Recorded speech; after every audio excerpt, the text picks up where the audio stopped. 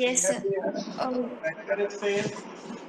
तो लिखो और जरा सब एस लोग, पर linearly independent and linearly dependent vectors, रैखिकता स्वतंत्र और रैखिकता परतंत्र सदिश। तो माना VF कोई सदिश समष्टि है और आयस हमने माना alpha 1 alpha 2 alpha 3 dot dot alpha n, ठीक है। Be finite set of vectors, finite set of vectors. तो हिंदी में लिखते हैं रैखिकता स्वतंत्र, रैखिकता स्वतंत्र और रैखिकता परतंत्र सदिश, linearly independent and linearly dependent vectors.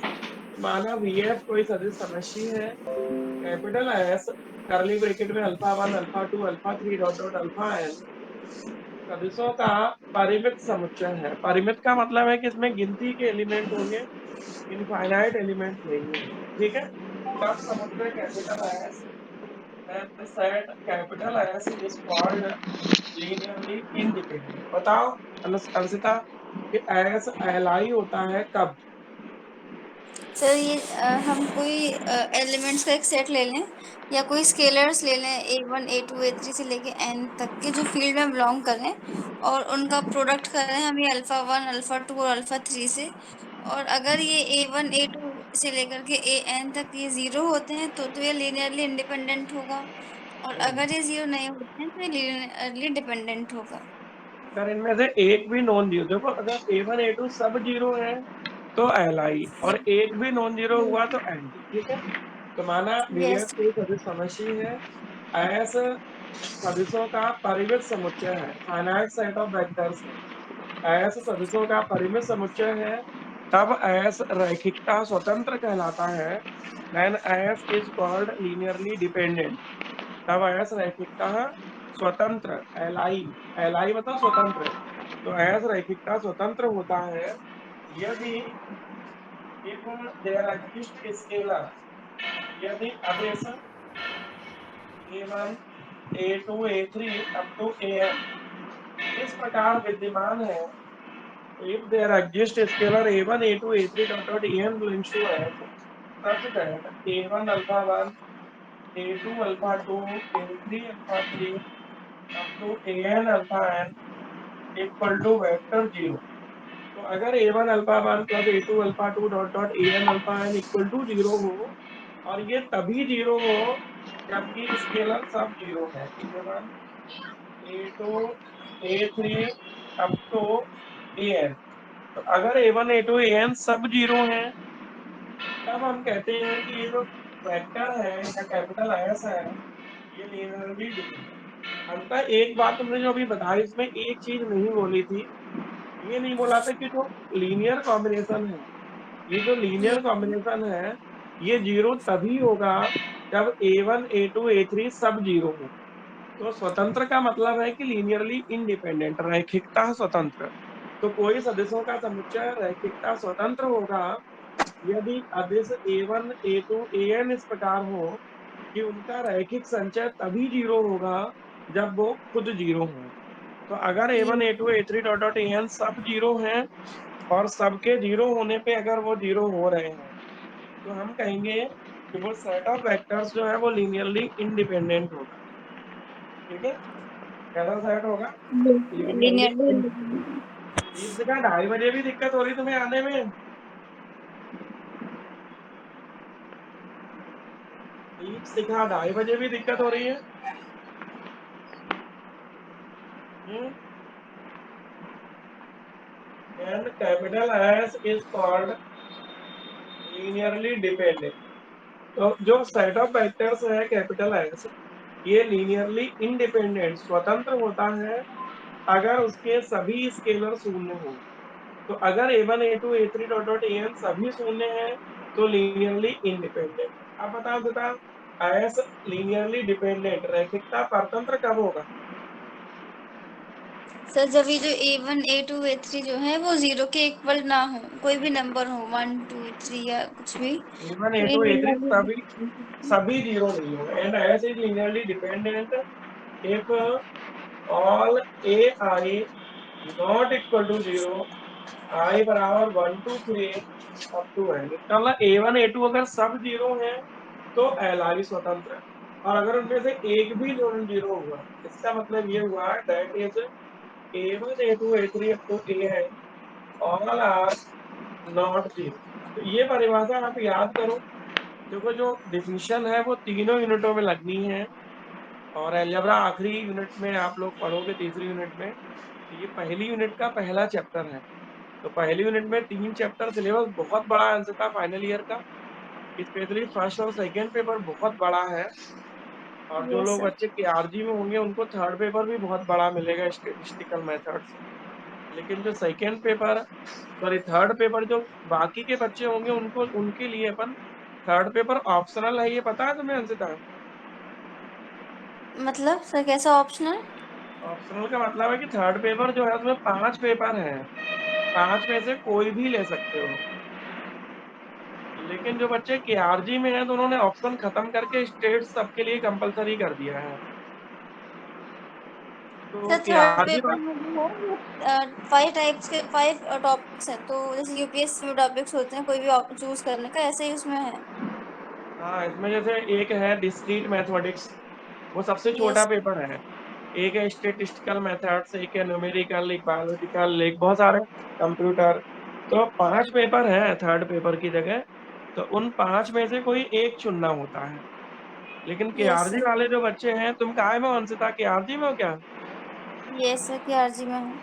हाँ, तो केआरजी में ऑप्शन खत्म कर दिए गए हैं। उन्होंने जो सबसे लेंदी पेपर है स्टेटिस्टिकल मेथड्स, वो कंपलसरी कर दिया है। तो तुम्हें बहुत मेहनत करनी पड़ेगी थर्ड पेपर में।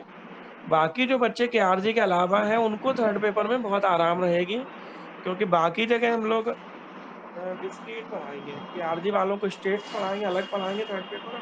बाकी लोगों को डिस्क्रीट, डिस्क्रीट बहुत सरल है।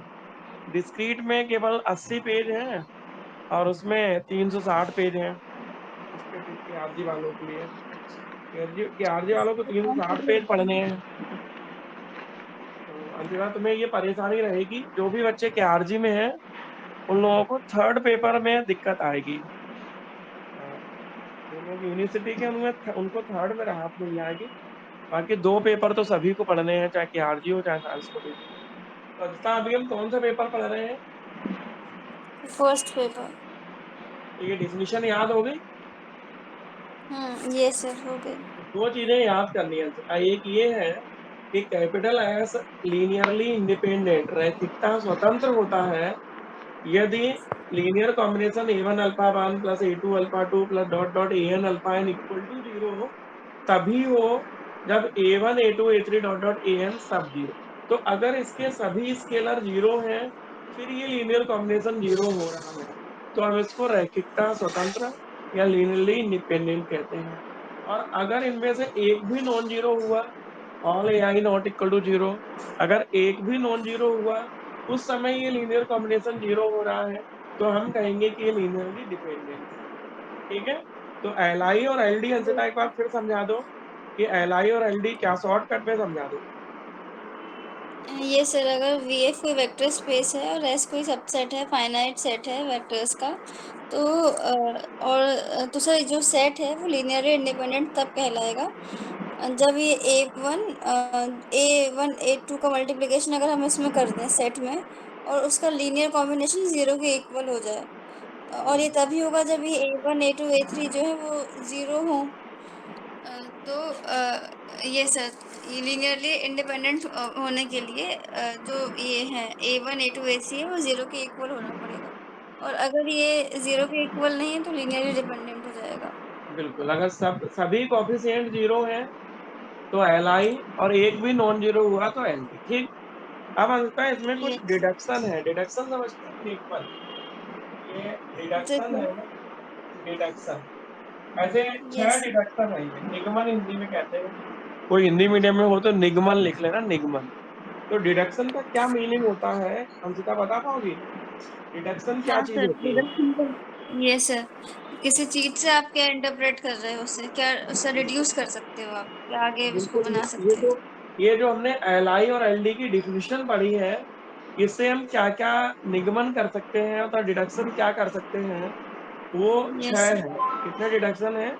छह। अच्छा। इन छह डिडक्शन में से पहला बहुत ज्यादा इंपॉर्टेंट है, फिर पांचवा इम्पोर्टेंट है, और मतलब छठवां, मतलब एक पांच छह तो इम्पोर्टेंट है, मतलब पहला बहुत ज्यादा इम्पोर्टेंट है।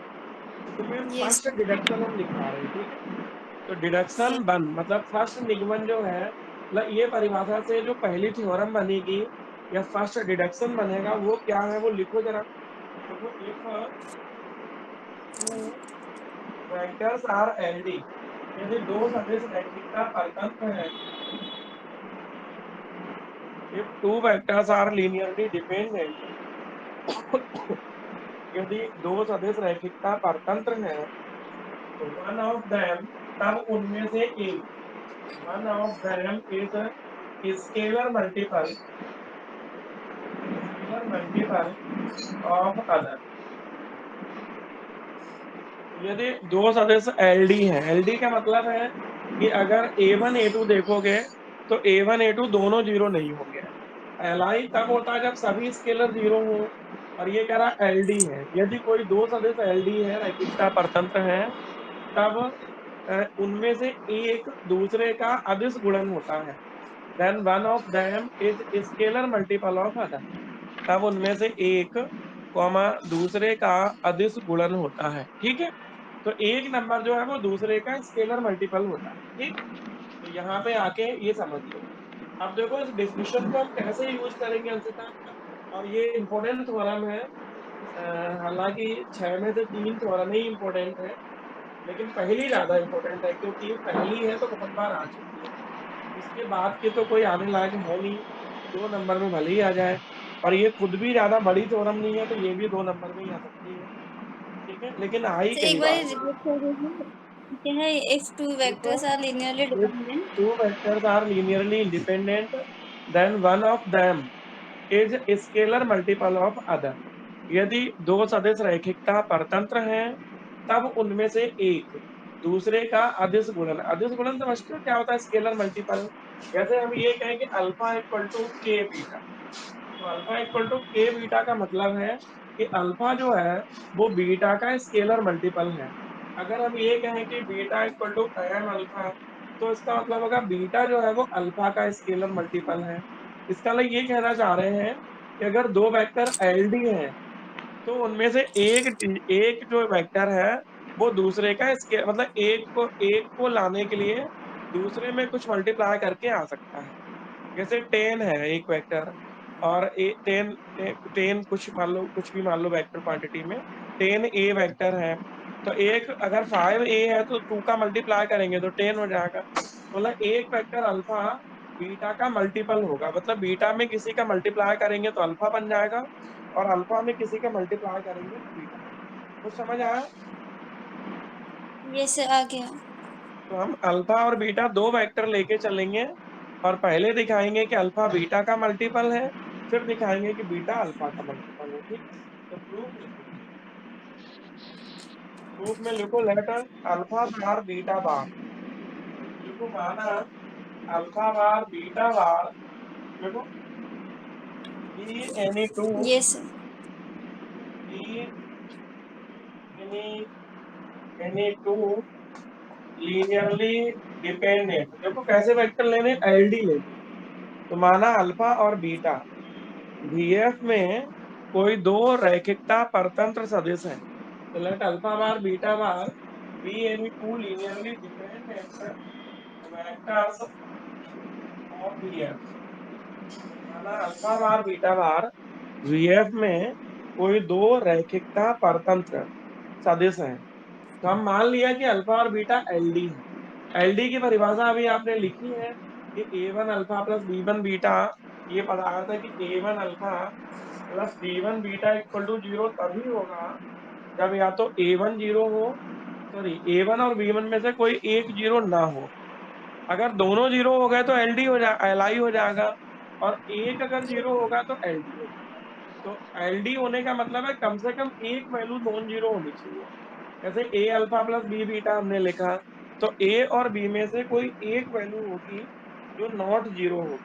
तो माना अल्फा और बीटा वीएफ में कोई दो रैखिकता परतंत्र सदिश है, कोई दो एलडी वेक्टर है, तब then there exist scalars, तब कोई आदेश a comma b belongs to capital F, A और बी दोनों जीरो नहीं होंगे, ध्यान रखना। A comma B belongs to capital F, both are not zero. ध्यान रखना कि एलडी तभी होगा जब सभी स्केलर जीरो ना हो। सभी यहाँ तो दो ही हैं, तो अगर दोनों जीरो हो गए तो एलआई हो जाएगा। इस पर दोनों जीरो नहीं होंगे, तो तब आदेश ए और बी जहाँ दोनों शून्य नहीं है, बोथ आर नॉट जीरो, इस प्रकार होंगे कि A alpha plus B beta equal to zero है। तो इतना समझ में आया डिफिनेशन के हिसाब से कि हमें क्या लेके चलना है, कि दो एलडी वेक्टर लेके चलना है। तो मान लिया कि अल्फा और बीटा दो रैखिकता परतंत्र सदिश है। अब ये परतंत्र की डिफिनेशन क्या कहती है कि परतंत्र तभी होते हैं जब उनकी स्केलर जीरो ना हो। इसका मतलब ये हुआ कि कोई सदिश अगर एलडी है, परतंत्र है, तो कोई तब आदेश ए और बी जहां दोनों शून्य नहीं है इस प्रकार विद्यमान होंगे कि A alpha plus B beta equal to zero. Means A और बी दोनों जीरो नहीं है। ए जीरो होगा तो बी जीरो नहीं होगा, बी जीरो होगा तो ए जीरो नहीं होगा, तो कम से कम एक नॉन जीरो जरूर होगा। ठीक है, तो पहले हम ये मान के चलते हैं कि ए जीरो नहीं है। ठीक है, फर्स्ट लेटर सपोज दैट, सर्वप्रथम मान लेते हैं, first letter suppose that a not equal to zero. तो सबसे पहले हम ये मानते हैं कि ए जीरो नहीं है, फिर मान लेंगे बी जीरो नहीं है। दोनों स्थितियों में लिखेंगे, अगर ए जीरो नहीं है तो क्या होगा, और अगर बी जीरो नहीं है तो क्या होगा। तुम्हें दिखाना ये है कि अगर एलडी है तो इनमें से एक संख्या, जैसे अल्फा जो है वो बीटा का मल्टीपल होगी या बीटा अल्फा का मल्टीपल होगी। ठीक है, तो हमने मान लिया first letter suppose that a not equal to zero. अब अगर ए जीरो नहीं है तो क्या होगा देखते हैं। सब लोगों को पता है कि ए फील्ड का एलिमेंट है। अब इसी बताओ, अगर ए फील्ड का एलिमेंट है तो ए इनवर्स एग्जिस्ट करेगा कि नहीं करेगा, बताओ। Yes sir. क्योंकि A not equal to zero field का एलिमेंट है, तो implies that A inverse exist करेगा। क्योंकि आप जानते हो कि फील्ड में प्लस के लिए पांचों बातें होती हैं, उनमें एक इनवर्स भी होता है। डॉट के लिए पांचों बातें होती हैं, उनमें एक इनवर्स भी होता है। तो अगर A not equal to zero है, इसलिए ए इनवर्स फील्ड का अवयव होगा, इस ए इनवर्स का अस्तित्व होगा। अब हमें ये बताना है कि अल्फा या तो बीटा का मल्टीपल हो या फिर बीटा अल्फा का मल्टीपल हो। तो देखते हैं कि A alpha plus B beta equal to zero. तो इसे अपन अगर सेट करते हैं तो इसको ऐसे लिख सकते हैं, A alpha equal to minus B beta. तो या तो अल्फा निकल आए या बीटा निकल आए, तो अपन कोशिश करते हैं कि अल्फा निकल आए। इसके लिए हम क्या करेंगे, प्री मल्टीप्लाई करेंगे ए इनवर्स का। तो जब ए इनवर्स का प्री मल्टीप्लाई करेंगे तो आप सब जानते होंगे कि एसोसिएटिव से साचार से ब्रैकेट खिसक जाते हैं। तो जो ब्रैकेट ए इनवर्स ए है, तो वो इस तरह से ए इनवर्स ए आ जाएगा एसोसिएटिव लॉ से। सबने एसोसिएटिव पढ़ा है, तो ए इनवर्स ए होगा और अल्फा वैसे ही रहेगा। ठीक है, इक्वल टू, इसमें देखो माइनस की कोई वैल्यू नहीं होती है, तो इसमें माइनस बाहर करके अपन ए इनवर्स बी कर सकते हैं। तो इस तरह से समाचार लगती है, आपने सर देखा स्क्रीन होगा नहीं आ रही थी। है। मुझे स्क्रीन नहीं आ रही थी। हमारी तरफ से तो कोई दिक्कत नहीं था। आरुषि बताओ, कोई दिक्कत है क्या। नो सर, सही आ रहा है। तुम शाम दोबारा ज्वाइन कर लो, कुछ गड़बड़ होगा वहां पे। हमारी तरफ से तो क्लियर है। तो आरुषि बताओ, ए इनवर्स ए को कितना लिख सकते हैं हम। सो 1। तो इसका मतलब वन डॉट अल्फा जो है ये माइनस बी अपॉन ए इंटू बीटा लिख सकते हैं। अब बताओ उसी 10वीं प्रॉपर्टी जो वेक्टर स्पेस की है उसके हिसाब से वन डॉट अल्फा कितना होता है, सर अल्फा। अल्फा। तो बताओ बहन कि अल्फा जो है वो बीटा का क्या हो गया, स्केलर मल्टीपल। Scalar multiple. देखो बी अपॉन ए एक स्केलर है कि नहीं है, यस सर। तो बी अपॉन ए एक स्केलर है, तो इसका मतलब जो अल्फा की वैल्यू है वो बीटा में किसी के मल्टीप्लाई करने से हो रही यस सर। है कि नहीं। तो बीटा में किसी का मल्टीप्लाई करने पे, बीटा में किसका मल्टीप्लाई, बी अपॉन ए का, यहाँ माइनस नहीं तो यहाँ लिख लो, कोई दिक्कत नहीं। तो अगर बीटा में बी अपॉन ए का मल्टीप्लाई करेंगे तो ए अल्फा आएगा। तो नीचे क्या लिखते हैं Ayushi? Alpha is a scalar multiple of beta. लिखो, implies that alpha bar is a scalar multiple of beta bar। इसमें ना समझने वाली कोई बात है क्या बहन जी? No, sir. थ्योरम क्या थी कि अगर अल्फा बीटा एलडी है तो या तो अल्फा बीटा का मल्टीपल होगा या बीटा अल्फा का, ये थ्योरम थी। तो हमने मान लिया कि अल्फा और बीटा एलडी है, परतंत्र है। तो अगर अल्फा और बीटा परतंत्र है तो डिफिनिशन के हिसाब से दो अदिश ए कॉमा बी जहां दोनों इकट्ठे जीरो नहीं होंगे, या तो ए जीरो नहीं होगा या बी जीरो नहीं होगा या दोनों जीरो नहीं होंगे। तो ए और B both are not zero, दोनों शून्य नहीं है। किस प्रकार होंगे कि A alpha plus B beta equal to zero. अब हमें प्रूव करना क्या, तो अल्फा बीटा का मल्टीपल है या बीटा अल्फा का मल्टीपल है।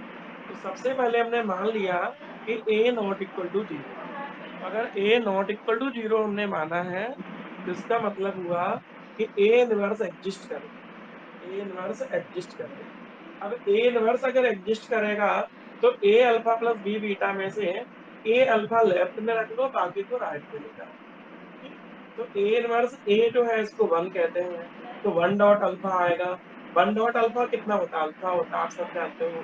तो अल्फा जो है वो बीटा का मल्टीपल है, इसका मतलब अल्फा बीटा का अदिश गुणन है। अगर कोई हिंदी में लिखता हो तो अल्फा बीटा का अदिश गुणन। अभी देखो ऐसी इसमें दो संभावनाएं थी। हमने कहा था ए और बी दोनों शून्य नहीं है, इसका मतलब पहले हमने कहा कि अगर ए शून्य नहीं है तो ये कहानी बनेगी। तो इसी प्रकार अब क्या मान ले हम लोग, So b not equals to 0. Again if करके जहाँ ए लिखा था वहां b not equal to zero लिखेंगे। फिर कहेंगे अगर बी जीरो नहीं है तो बी इनवर्स एग्जिस्ट करेगा, बी इनवर्स एग्जिस्ट करेगा तो यहाँ पे फिर b alpha equal to a alpha, b beta equal to minus a alpha ले जाएंगे। कर लोगी ऐसा?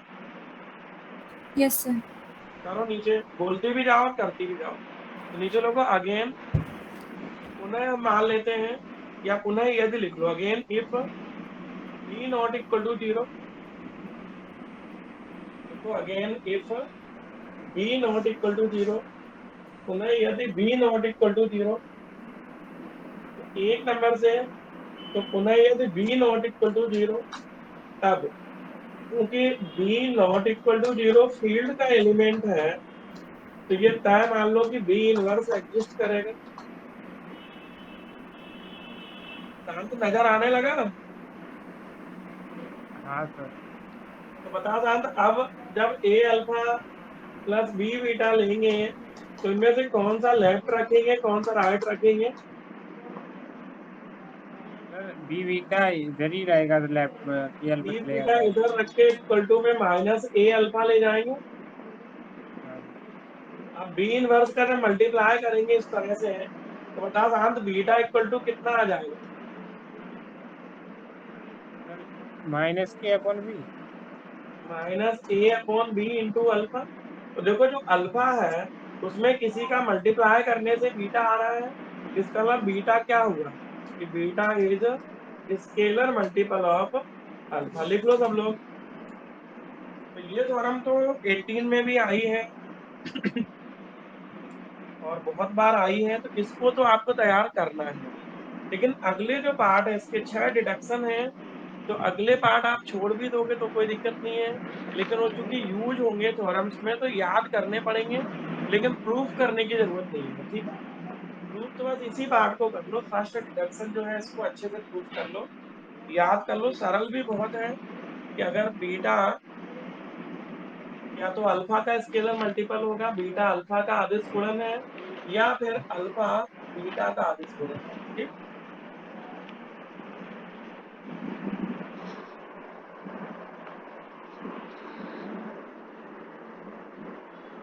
लिख लिया?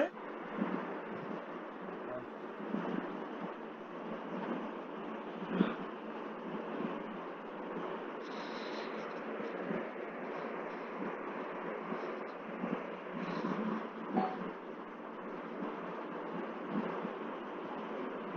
क्लियर ना? अब आयुषी समझ में आ गई पूरी थ्योरम? Yes sir. पूरा यहाँ तक आराम से लिख लिया समझ समझ के? Yes sir. तो ये फर्स्ट डिडक्शन है जो एग्जाम के नजरिए से। सेकेंड डिडक्शन थर्ड फोर्थ तक तो आपको केवल याद रखने हैं, प्रूफ करने को नहीं आएगा, क्योंकि प्रूफ उनका है ही नहीं, एक एक लाइन का प्रूफ होता है। डिडक्शन सेकेंड जो है वो लिखो, डिडक्शन सेकेंड ध्यान से लिखो। डिडक्शन सेकेंड लिखो, एनी सेट,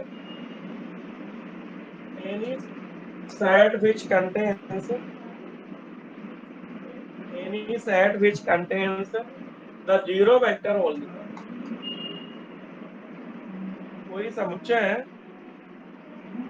जो एकल शून्येतर सदिश रखता है, any set of vectors which, any set which contains the zero vector only is linearly dependent। तो कोई समुच्चय जो केवल एक शून्येतर सदिश रखता है या एकल शून्येतर सदिश रखता है, रैखिकता परतंत्र होता है। तो इसमें आयुषी कुछ प्रूफ करने को है ही नहीं। देखो मान लो एक सेट है आयुषी जिसमें केवल एक वेक्टर है।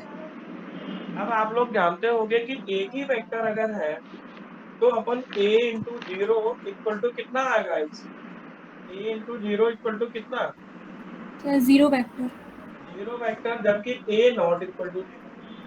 अगर a जीरो नहीं है फिर भी अपन नॉन जीरो का जीरो में मल्टीप्लाई करेंगे तो जीरो ही आएगा। तो यस आप सर। देखो जो स्केलर अगर जीरो नहीं है तो वो एलडी होता है, और स्केलर अगर जीरो हो तो वो एलआई होता है। तो बताओ अगर कोई सेट है जिसमें केवल एक शून्य सदिश है तो वो हमेशा सेट कैसा होगा इसे? Linearly dependent. ये हम थ्योरमों में यूज करेंगे, इसके प्रूफ की किसी को जरूरत नहीं है। इतना सा ही प्रूफ है कि एस अगर सिंगल सेट है जीरो का तो ए डॉट जीरो करने से जीरो आएगा, जबकि ए नॉट इक्वल टू जीरो, तो ये एलडी हो गया। तो इतना याद कर लो शांत कि कोई समुच्चय है जो एकल शून्येतर सदिश रखता है, रैखिकता परतंत्र होता है। Any set which contains the zero vector only is linearly dependent. तो इसमें प्रूफ करने की कोई जरूरत नहीं है, ना प्रूफ आएगा, बस थ्योरमों में हम कई जगह यूज करेंगे। ठीक है। तीसरा जो डिडक्शन है वो भी प्रूफ सर में नहीं आएगा। सर शांत क्या एकल करें? शून्य सर एकल शून्येतर सदिश, शून्येतर का मतलब यही तो होता है शून्य नहीं है। सॉरी गलत बोल दिया तुम्हें। एकल शून्य सदिश लिखो, दोबारा बोलो क्या लिखा है हिंदी में? कोई समुच्चय जो एकल शून्येतर सदिश रखता है। हाँ, शून्येतर काट के शून्य कर दो। शून्येतर तो वो होता है जो शून्य नहीं है। शून्य अपन ऐसे लिख रहे हैं ना, ऐसे सिंगलटन जीरो। कोई समुच्चय जो एकल शून्य सदिश रखता है, a set which contains zero vector only is linearly dependent। English में सही लिखा, हिंदी में थोड़ा गलत छप गया, गलत बोल दिया। तो कोई समुच्चय जो एकल शून्य सदिश रखता है, मतलब जिसमें केवल जीरो वेक्टर हो, वो हमेशा एलडी होगा। ठीक। अगला लिखो Ayushi ji, any set containing single non zero vector. कोई समुच्चय है जो एकल शून्येतर सदिश रखता है, any set containing single non zero vector is linearly independent. कोई समुच्चय जो क्या है? एकल शून्येतर सदिश रखता है, अरे यार, ना वो रैखिकता पकड़ स्वतंत्र होता है, नहीं पकड़ पा इज रहा हूँ, तो लीनियरली इंडिपेंडेंट। अब देखो आयुषी, अल्फा अगर नॉट इक्वल टू जीरो है, शून्य नहीं है, तो ए dot alpha equal to zero कब होगा आयुषी? जब ए जीरो होगा। जब ए जीरो होगा। और ए अगर जीरो हो गया तो ये सेट ऑफ वेक्टर जो है वो एलआई होगा कि एलडी? Sir L I. अरे, तो दो बातें हो गई, एक एक करके दोनों बताओ आयुषी। सर अगर किसी सेट में अकेला ज़ीरो वेक्टर होता है तो वो लीनियरली डिपेंडेंट होता है, क्योंकि ए डॉट ज़ीरो वेक्टर करेंगे तो मतलब किसी का भी मल्टीप्लाई ज़ीरो से करेंगे तो ज़ीरो ही आएगा, भले ही वो ए है ना, नॉट ज़ीरो हो। और सेकंड कंडीशन में ये, अगर किसी सेट में एक ही एलिमेंट है और वो नॉन ज़ीरो है पर उसका मल्टीप्लाई किसी ऐसे स्केलर से कर रहे हैं जिसकी वैल्यू 0 हो, तो उसका आंसर हमेशा 0 ही आएगा। तो मतलब जो स्केलर्स हैं वो सारे 0 होंगे, तो वो लीनियरली इंडिपेंडेंट होंगे। तो 3 बातें याद हो गई। Yes sir.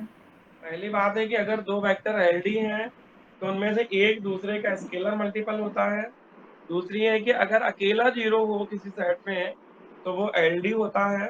तीसरी हो गई कि अगर कोई सेट ऐसा है जिसमें नॉन जीरो वेक्टर है तो वो हमेशा एलआई होता है। ठीक है। चौथी बात लिखो बहन जी, लिखो a set which contains at least one zero vector, कोई समुच्चय है जो कम से कम एक शून्य सदिश रखता है, एलडी होता है। A set which contains at least one zero vector, कोई समुच्चय है जो कम से कम एक शून्य सदिश रखता है, रैखिकतः परतंत्र होता है। सर आयुषी अगर स्क्रीन नहीं दिख रही सर। हम क्या करें यार, बोलो। नहीं सर, अब तो आपके यहाँ से दिक्कत है। ऐसा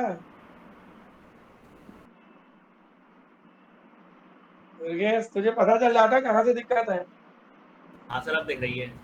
कैसे पता चल जाता तुझे? सर क्योंकि मेरे यहाँ भी वाईफाई ही है, तो ध्यान से दिक्कत तो हो नहीं सकती। अरे वाह यार, तो जलवे कर दिए तूने तो। दुनिया में दो ही लोग महान हैं, एक दिशा और एक दुर्गेश, और दोनों के नाम भी डी पे ही है कि नहीं? क्यों शांत? तो दिशा को दो ही लोग दुनिया में महान अपने देश में बचे हैं। क्यों? नहीं सर, तो पहला आयुषी क्या तुम, बोला? एक पहला दिशा कौन? और एक दुर्गेश।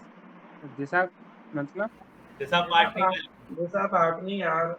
अच्छा सर। तो उसने देखो, दुनिया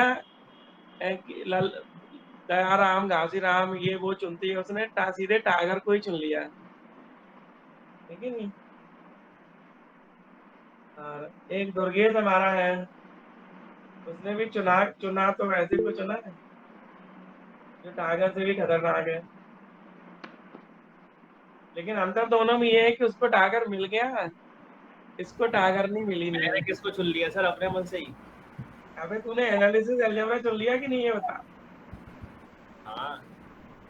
अलजेब्रा चुना कि नहीं चुना? हाँ सर, वो तो चुना क्या? अलजेब्रा अलजेब्रा से प्यार किया कि नहीं किया?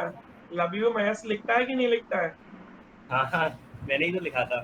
तो इससे बड़ा तो दुनिया में कोई शेर है नहीं। सबसे बड़ा शेर कौन है? एनालिसिस। दूसरे नंबर पे कौन है? अलजेब्रा। और इससे बड़ा शेर है क्या दुनिया में कोई? बोलो। नहीं। हो तो तुम बता देना हमें। पिछले करीब 2500-3000 साल से तो हम जानते हैं कि ये सबसे बड़े शेर हैं। बोलो दुर्गेश। तो लिखो, D4 में क्या लिखा दुर्गेश? सर अभी तो कुछ नहीं लिख पाया, स्क्रीन चली गई थी तो लिखो a set of vectors which contains at least one zero vector is linearly dependent, सदिशों का समुच्चय है जो कम से कम एक शून्य सदिश रखता है। सदिशों का समुच्चय है जो कम से कम एक शून्य सदिश रखता है, एलडी होता है। कोई बता पाएगा इस बारे में कि अगर कोई सेट ऑफ वेक्टर्स है जिसमें एक वेक्टर 0 हो, एक वेक्टर कैसा हो? 0, तो वो हमेशा एलडी होगा। ऐसा क्यों होगा बताओ, कोई बता पाएगा? हाँ सर, क्योंकि अगर सर कोई एक वेक्टर 0 है तो जब स्केलर के साथ मल्टीप्लाई करके उसका लीनियर कॉम्बिनेशन बनाएंगे तो फिर जो सिर्फ वो वाला टर्म होगा ना जिसमें वो 0 है, सिर्फ वो वाला टर्म ही 0 होगा, बाकी के दो तो होंगे नहीं 0। तो फिर इसका मतलब जो बाकी के दो के साथ जो स्केलर्स मल्टीप्लाई है वो तो नॉन जीरो है ना। और फिर एलडी की डेफिनेशन तो यही होती है कि फिर कम से कम एक स्केलर नॉन जीरो हो। तुम तो यार अगले टर्म पे पैर हाथ धो के आना, चढ़ा वाला दिलवा देंगे बिल्कुल सही। मतलब अब देखो, जैसे जीरो वेक्टर एक है तो यहाँ अपन ऐसे भी लिख सकते हैं A × 0, 0 × α1, 0 प्लस सारे स्केलर अपन 0 कर भी देंगे तो अभी एक तो ऐसा रहेगा मान लो 1 का मल्टीप्लाई करते हैं, 1 इंटू 0 कितना होगा 0, या a हमने मल्टीप्लाई कर दिया तो a इंटू 0 कितना, जबकि a नॉट इक्वल टू 0। इसके साथ हम नॉन जीरो स्केलर भी ले लेंगे तो अभी इनको सबको मल्टीप्लाई करने से कितना आ गया 0 का। बिल्कुल सही पकड़ा है सिरका, बिल्कुल जीत लिया तुमने अलजेब्रा को। ऐसे ही लोग होने चाहिए जिनको समझ में आया अलजेब्रा। बिल्कुल जलवे कर दिए सिरका, वेरी गुड। हिंदी वालों लिख लिया, शाम तुमने लिख लिया हिंदी में? सर ये एक बार और बता देना, समझ नहीं आया। बता सिरका। ये जो मतलब एस जो वेक्टर्स का सेट है, इनमें ना सिर्फ एक वेक्टर 0 है, बाकी सब तो नॉन जीरो है। तो जब मतलब इस सेट का हम लीनियर कॉम्बिनेशन बनाएंगे तो फिर जो 0 वेक्टर जब स्केलर के साथ मल्टीप्लाई होगा तो बस वही वाला टर्म ही तो 0 होगा, बाकी टर्म तो 0 होंगे नहीं, क्योंकि बाकी तो नॉन जीरो है ना सारे वेक्टर्स। और इसकी एलडी की डेफिनेशन इनमें जीरो का मल्टीप्लाई, ये तो नॉन जीरो है, तो इनमें अगर जीरो का मल्टीप्लाई भी कर देंगे तो जीरो हो जाए, ये सब जीरो हो गए। और इसमें नॉन जीरो वैल्यू का भी मल्टीप्लाई करोगे तो भी जीरो होगा। तो इसको देखो प्लस करेंगे तो सब जीरो आएगा, लेकिन फिर भी ये वैल्यू जीरो नहीं होगी। क्यों? क्योंकि इसमें पहले से ही जीरो है, वेक्टर ही जीरो है ये। तो जीरो वेक्टर में नॉन जीरो का मल्टीप्लाई करोगे तो अभी तो जीरो ही आता है। तो अगर एक वेक्टर जीरो है तो उसका कॉफिशिएंट जो है वो नॉन जीरो होने के बाद भी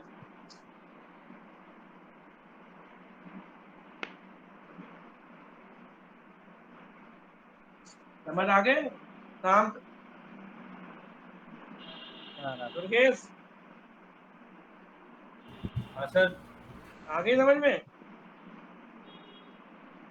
सर पूरी तरह तो नहीं आई। तो क्या नहीं समझ में आ रहा बताओ? सर मुझे भी नहीं आया है समझ। ये जीरो वेक्टर एक, कम से कम एक जीरो वेक्टर है, कम से कम एक जीरो वेक्टर, बाकी सब नॉन जीरो भी हो। तो देखो इनका इनका लीनियर कॉम्बिनेशन जीरो हो। अगर A not equal to zero है तो ए डॉट जीरो कितना होगा, जीरो बार। जीरो डॉट अल्फा वन कितना होगा, जीरो बार। जीरो डॉट अल्फा टू कितना, A one A two A three dot dot A N. तो A one A two A three dot dot A N में ये जो वैल्यू है ये जीरो नहीं है ना। और आपने पढ़ा है कि A one alpha one A two alpha two dot dot A N alpha N equal to zero हो और उनमें से एक भी नॉन जीरो वैल्यू है तो वो एलडी होता है। बोलो।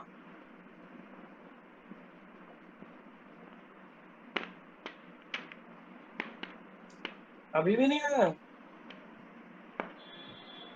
आयुषी? Yes sir. बताओ, समझाओ जरा। सर मेरे को खुद ही नहीं आ रहा समझ में। तुम राम नहीं लो क्या? सर ये समझ में नहीं आ रहा कि ये जो लिए ना 0 का क्यों मल्टीप्लाई किया है सब में। एक बात बताओ, अपन क्या लिखते हैं, ए वन अल्फा वन, इस लीनियर कॉम्बिनेशन को किसके बराबर करते हैं, जीरो। कि यस अगर सर। ये मल्टीपल, ये लीनियर कॉम्बिनेशन अगर जीरो हो, उसके बाद अगर एक भी स्केलर ऐसा हो जाए जो जीरो ना हो तो उसको एलडी कहते हैं, यही तो है। Yes sir. अब देखो ये जो अल्फा वन अल्फा टू है, मान लिए कि जीरो नहीं है, लेकिन तुम्हें इस लीनियर कॉम्बिनेशन को कितना बनाना है, जीरो। 0। तो इस लीनियर कॉम्बिनेशन को जीरो बनाने के लिए, ये तो पहले से जीरो है तो इसमें तो किसी का भी मल्टीप्लाई करोगे तो ये तो जीरो आएगा ही आएगा। Yes sir. लेकिन अल्फा वन में किसी और का मल्टीप्लाई करेंगे जीरो के अलावा तो जीरो थोड़ी आएगा। Yes sir. बोलो, अगर ये सभी टर्म जीरो होंगे तभी तो जीरो इक्वल टू आएगा। अगर इसमें एक भी नॉन जीरो टर्म हो गई तो क्या इक्वल टू जीरो आ जाएगा? No sir. ऐसे देखो, हमने लिखा यहाँ पे ये तो आ टू गया अल्फा, सर। इधर देखो टू अल्फा वन लिखा या टू अल्फा बार लिखा माइनस थ्री अल्फा बार लिखा प्लस अल्फा बार लिखा इक्वल टू जीरो। तो देखो two alpha plus three alpha minus three alpha zero आ गया। इसका मतलब यहाँ ए वन कितना है, टू, ए टू कितना है, माइनस थ्री, ए थ्री है वन। तो ये होता है जो तीन वेक्टर है ये जो वेक्टर तीनों है, ये तीन वेक्टर एलआई है कि एलडी है? सर ये है एलडी। एलडी है, क्योंकि इनके कोएफिशिएंट जीरो नहीं है फिर भी उनका सम जीरो हो रहा है कि नहीं? Yes sir. ऐसे ही देखो, इनका एक कोएफिशिएंट जीरो नहीं है, एक के जीरो ना होने पे भी उसका सम जो है वो जीरो हो रहा है। Yes sir. अगर कोई लीनियर कॉम्बिनेशन जीरो तब हो जब उसमें कम से कम एक नॉन जीरो स्केलर हो। तो उसको LD कहते हैं। और अगर उसके सभी स्केलर 0 हो तो हम कहते हैं वो LI है।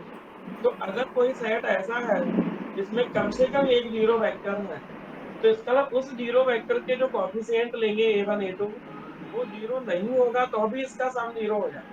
Yes sir. तो इसका मतलब ये जो सेट है वो LD है, LD है। कैसा LD पढ़ता हूँ। अब बताओ दुर्गेश। सर अभी तो आ गया थोड़ा बहुत। अभी भी थोड़ा ही आया तो चलो है क्या? नहीं अभी मतलब भी दोबारा आ गया, पहले तो दोबारा बिल्कुल ही समझाओ। अभी भी आप समझाओ, तुम्हें क्या समझ में आया?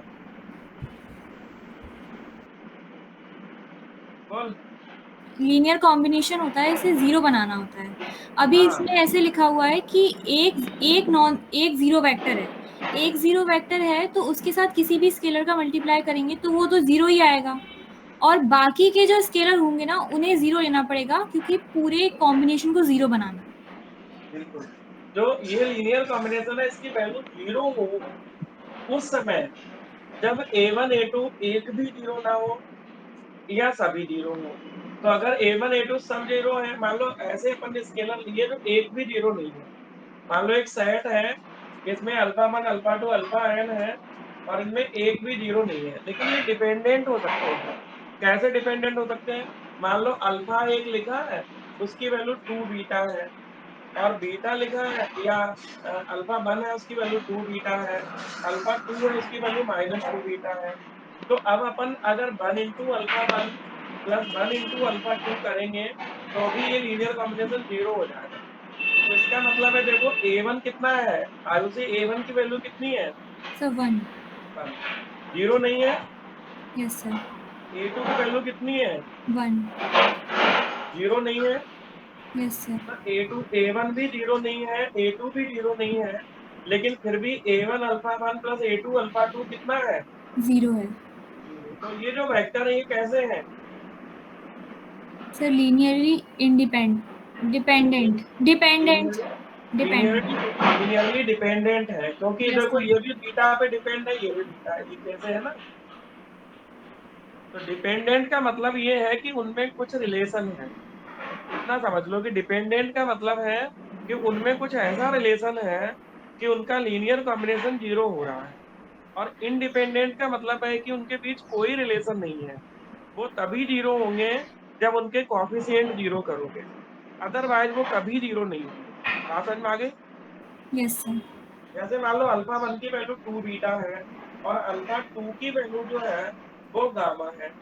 अब आप अगर यहाँ करोगे कि A1 alpha 1 plus A2 alpha 2 equal to vector 0, तो अपन कितना भी कॉफिशिएंट कुछ भी ले लें लेकिन ये 0 कभी नहीं होगा।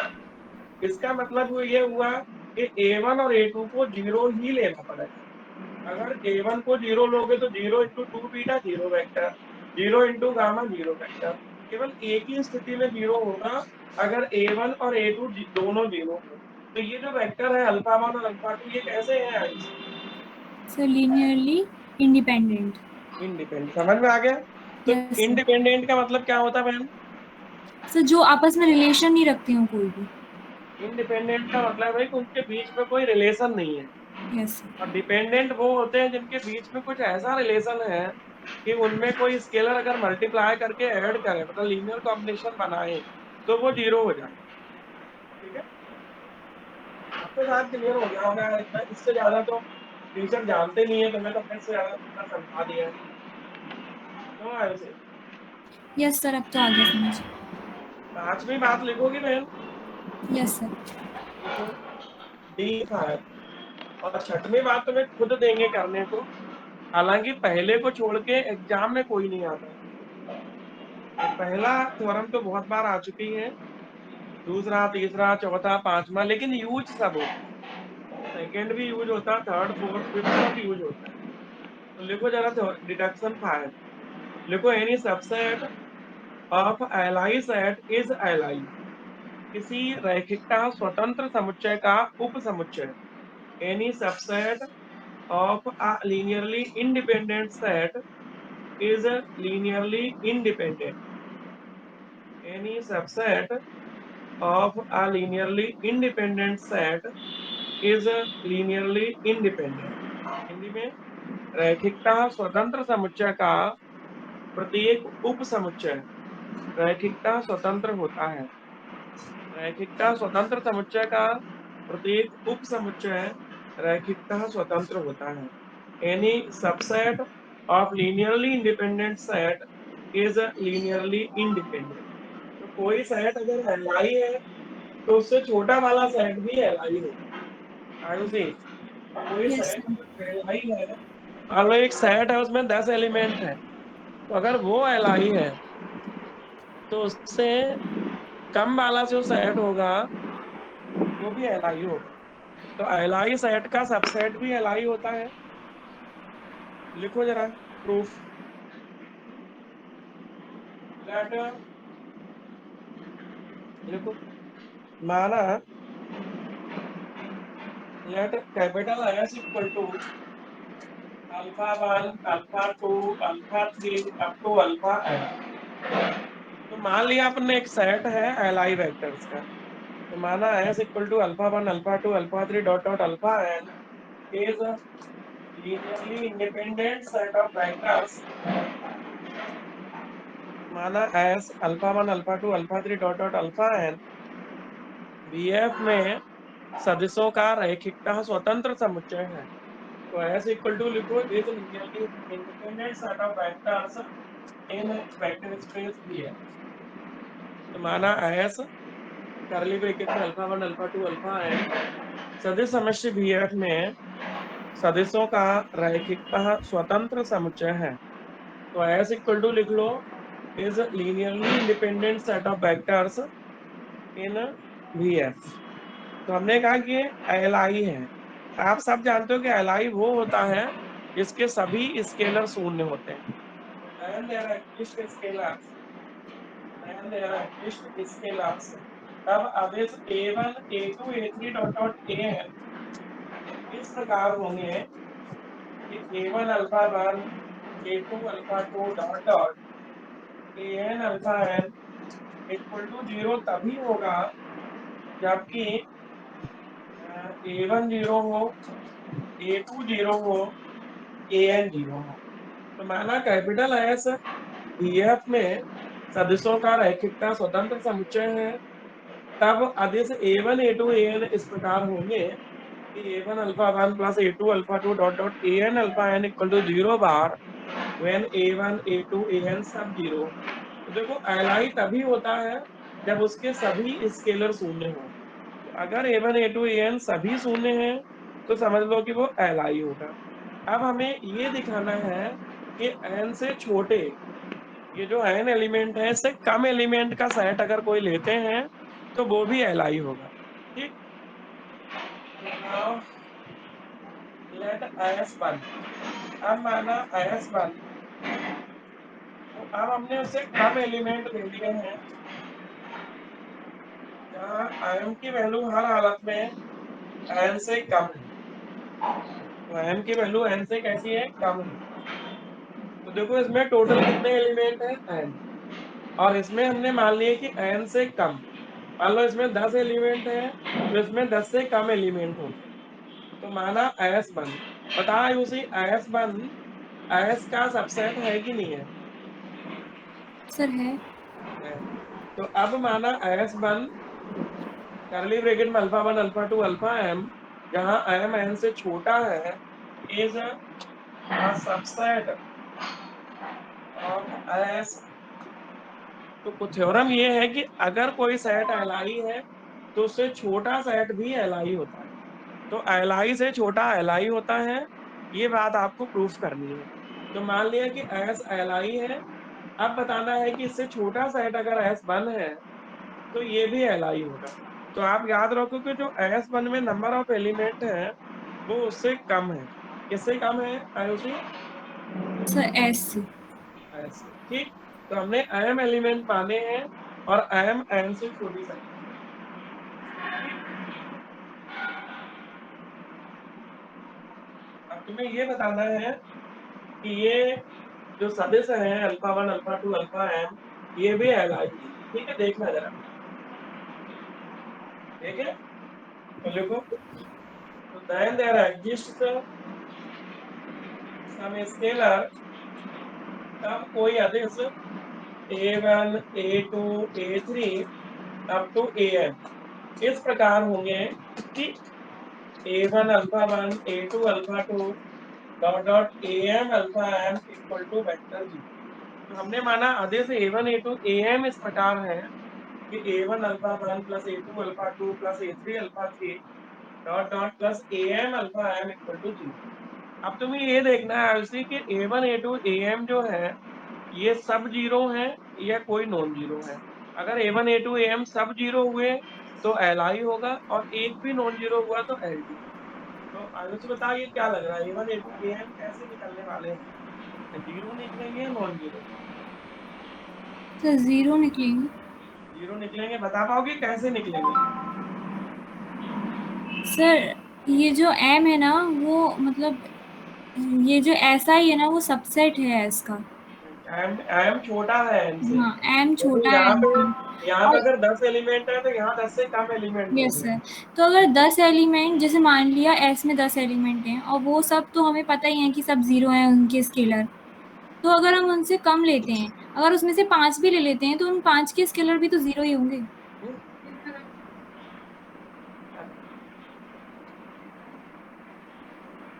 हाँ बोलो आयुषी।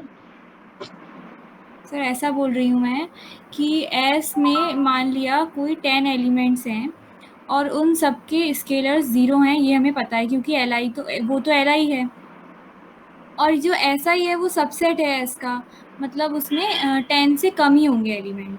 मान लिया 5 हैं तो उन 5 के स्केलर्स भी तो जीरो ही होंगे, मतलब जीरो ही होंगे सारे। क्यों? सबसेट पहले लिया जो है ना एस का। तुम ये समझा रही हो कि हमें डांट रही हो, ये बता पहले। समझा ही रही हूँ सर, डांटूंगी क्यों। समझा रहे हो तो कैसे समझा रही हो, तुम तो ऐसा लग रहा डांट रही हो। ऐसा तो हमने भी तुम्हें नहीं समझाया कभी। एक बात बताओ है कि अगर मान लो इसमें 10 एलिमेंट हैं और इसमें 5 एलिमेंट हैं, यस तो सर। क्या हम ऐसा कर सकते हैं कि इसमें कुछ एलिमेंट बढ़ा दें? अच्छा ये तो आयुषी, किसी में जीरो प्लस करने से कोई फर्क पड़ता है? No sir.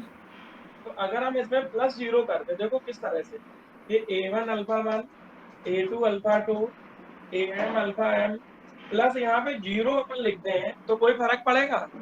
No sir. अच्छा प्लस जीरो को हम ऐसे लिखते हैं, जीरो इंटू अगली वैल्यू, मान लो अल्फा ऐसे 5 डबल तक नहीं यहाँ वैल्यू है, तो अल्फा 5 के है। आगे कितना होगा? अल्फा 6 होगा। नहीं तो तो मैंने कब m बोला। के आगे कितना होगा? Zero into alpha m plus M 1 होगा प्लस क्या? एम। फिर होगा zero into alpha m plus 2। तो जैसे 5 तक इसमें वैल्यू है और हमें कितने वैल्यू दिए थे उसमें? 10 तक। तो 5 में अल्फा 6 अल्फा 7 अल्फा 8 और अल्फा 10 तक बढ़ा सकते हैं। तो यस सर। m में m plus 1 m plus 2 m plus 3 ऐसे बढ़ा बढ़ा के हम लोग यहाँ तक पहुंच सकते हैं, अल्फा n तक। Yes sir. लेकिन टेक्निकली देखोगे तो हमने केवल इसमें जीरो बार जोड़ा है। कितना जोड़ा है? Zero bar. क्योंकि जीरो इंटू कोई भी वैल्यू हो जीरो बार होती है। Yes sir. तो ये जो वैल्यू लिखी है इसमें हमने केवल प्लस जीरो बार किया। प्लस जीरो बार किया मतलब कितने बार जीरो बार को प्लस किया? जितने एन टाइम। एलिमेंट इसमें कम है। हाँ इसमें अगर जितने मतलब 5 इसमें है तो हमने 5 बार जीरो बार कर दिया। मतलब एन अगर माइनस इसमें एम। हाँ n माइनस m बार जीरो बार कर दिया। तो इस बात को लेके कोई परेशानी किसी को नहीं है, क्योंकि प्लस जीरो करने में कोई दिक्कत होती नहीं है। होती है क्या? No sir. नहीं होती है। अब ये देखो, ये वेक्टर अल्फा 1 से लेकर कहाँ तक हो गए? Alpha N. अल्फा 1 से लेकर अल्फा n तक हो गए, मतलब ये एस के सदस्य हो गए। किसके हो गए? एस की। एस के। और आपने लिखा हुआ है कि एस एल आई है। एस कैसा है? L I.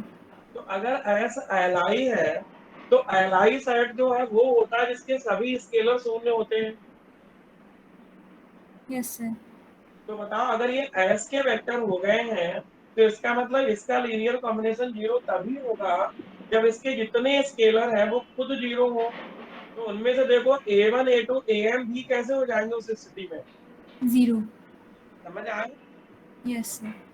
किसको नहीं समझ में आया बताओ, शांत तुम्हें बताओ और बाकी कोई भी बच्चे जो पढ़ रहे हैं क्लास में वो बताओ किसको समझ में नहीं आया कि एस एल आई है, स्वतंत्र है। एस अगर स्वतंत्र है तो अल्फा 1 अल्फा 2 अल्फा एम का कॉम्बिनेशन तभी 0 होगा जब उसके सभी स्केलर शून्य हो, और सभी में से ये तो पहले से ही शून्य है। इसका मतलब ये जो बचे हैं A1 A2 AM ये भी कैसे होंगे, शून्य होंगे। तो देखो चूंकि एस एलाई है, since S is linearly independent, therefore A1 equal to 0, A2 equal to 0, dot dot AM equal to 0, ये सब स्केलर 0 होंगे। सब में से ये तो पहले से ही 0 है, जो बचे हैं A1 A2 AM ये भी शून्य होंगे। अंशिता बताओ कहाँ पे समझ में नहीं आई थोड़ा? सर आ गई, पूरी समझ में आ गई नहीं आई? सर, सच में आ गई। तो बताओ जो सेट था S1 जिसके ये वेक्टर हमने लिए थे अल्फा 1 से अल्फा m, वो सेट S1 कैसा होगा? सर आपकी आवाज सही नहीं आ रही, फिर से बोलिए। ये जो S1 है इसके अपने लीनियर कॉम्बिनेशन को 0 लिया था, और यहाँ पे देखो A1 A2 AM लिए थे हमने, A1 A2 AM, और A1 A2 yes AM sir. जो लिए थे सब 0 आ गए। तो अगर A1 A2 हाँ AM सभी 0 आ गए हैं तो सब 0 होने पे ये लीनियर कॉम्बिनेशन 0 हो रहा है, तो ये जो अल्फा 1 अल्फा 2 अल्फा m का जो सेट है S1 ये कैसा होगा? सर, लीनियरली इंडिपेंडेंट होगा। और यही तो प्रूव करना था। Yes sir. तो देखो implies that S1 is a linearly independent set, इसलिए S1 रैखिकतः स्वतंत्र सदिश है। Therefore S1 is a linearly independent set, इसलिए S1 रैखिकतः स्वतंत्र समुच्चय है। देख लिया बहन? दुर्गेश बताओ कहाँ यस पे सर। नहीं समझ में आया? आइए सर तो इस थ्योरम में क्या प्रूव किया हमने दुर्गेश? कि एलआई जो सेट है उसका सबसेट भी एलआई होगा। लास्ट लाइन में लिखो, पहले तो ये लिख दो S1 Li है, फिर लास्ट लाइन में वही लाइन लिखो जो तुमने बोली है कि every subset of Li set is Li। रैखिकता स्वतंत्र समुच्चय का प्रत्येक उप समुच्चय रैखिकता स्वतंत्र होता है। लिख लो।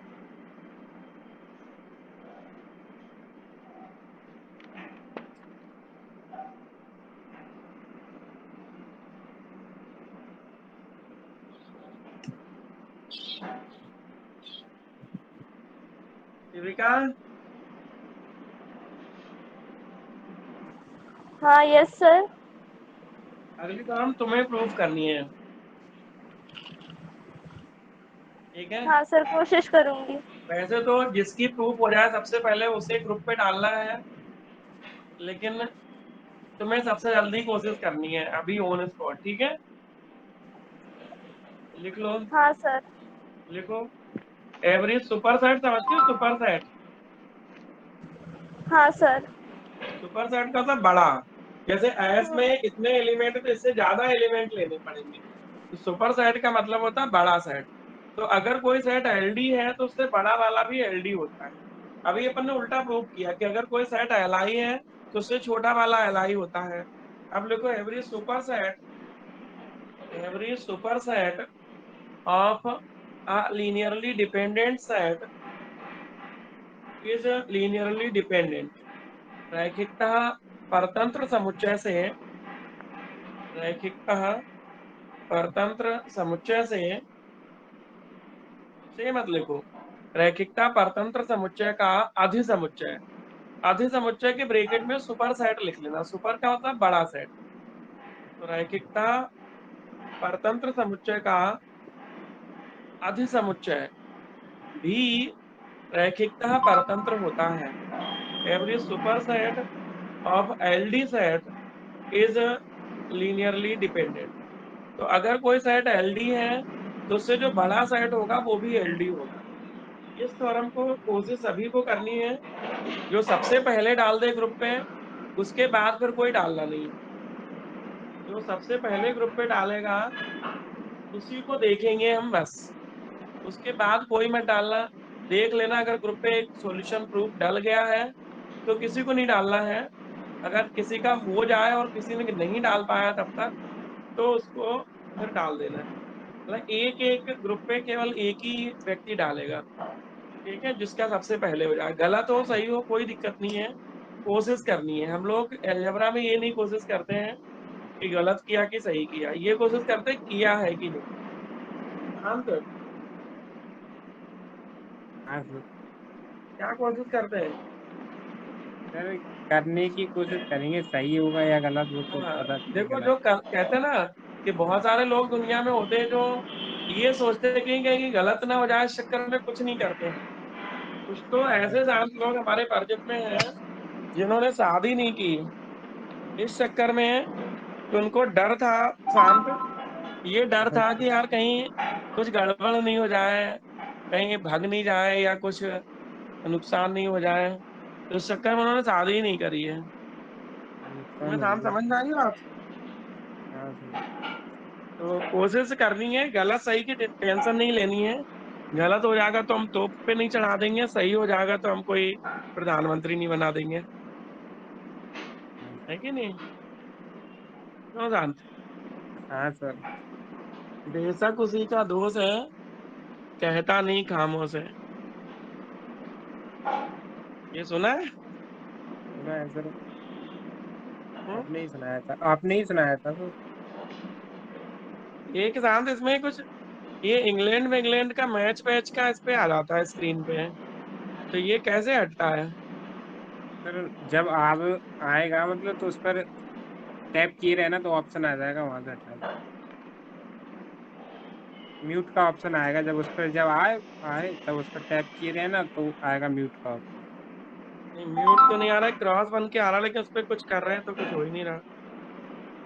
नहीं सर आता है, या फिर सेटिंग्स सा आ रहा होगा, निशान वाली की सेटिंग का आता होगा। चलो बाद में देखते हैं। शांत, एलजेब्रा फाइनल में सेकेंड ईयर से थोड़ा कठिन लग रहा है कि नहीं? अभी तो नहीं लग रहा। फी एक स्ट्रक्चर दो देख लिया थ्योरम, शांत? एक दो थ्योरम्स हैं सर, लेकिन वैसे नहीं लग रहा। आप मतलब आप पढ़ा रहे हैं इतने अच्छे से तो नहीं लग रहा। लेकिन टफ है, फाइनल का सेकेंड पेपर हाँ बहुत टफ है। फाइनल का सेकेंड पेपर बहुत टफ है, और फर्स्ट पेपर भी टफ है सेकेंड ईयर की तुलना में। सेकेंड ईयर देखोगे तो उसकी तुलना में टफ है। तो शांत, सबसे फीस की बात कर लो कि लोग पढ़ना है तो फीस जमा करें।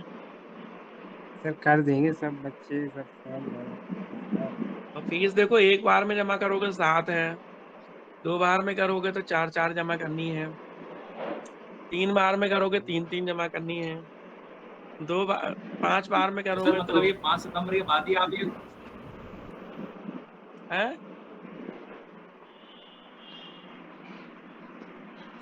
दुर्गेश बाबू क्या कह रहे हैं? हम्म? सर मैं ये कह रहा था कि 5 सितंबर जब फीस जमा हो जाएगी तभी ये पैसे अलग अलग होंगे क्या? मतलब आप बोल रहे थे ना इसमें अलग चलेगा उसमें अलग चलेगा। हाँ बिल्कुल अलग अलग चलेगा, और उसमें सेकेंड पेपर चलेगा 2:30 बजे वाले बैच में, और इसमें फर्स्ट पेपर चलेगा। ये आरजी वाले बच्चे देखने पड़ेंगे, उनका थर्ड तब पेपर से अलग वही है। तो कह रहा हूँ, मतलब 5 सितंबर के बाद से ही कराओगे क्या? पहले फीस तो जमा करो यार, अभी तो तुम लोग बात करने लायक नहीं हो, फीस जब तक जमा नहीं है। तुम्हें पढ़ा रहे मतलब पढ़ा रहे, ये कौन सा कम है? हम्म?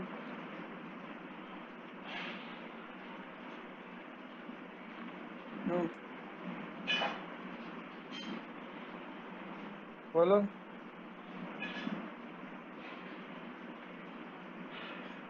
हाँ सर।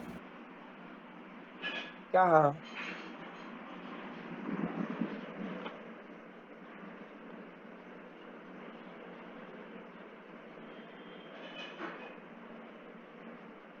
जाएंगे जाए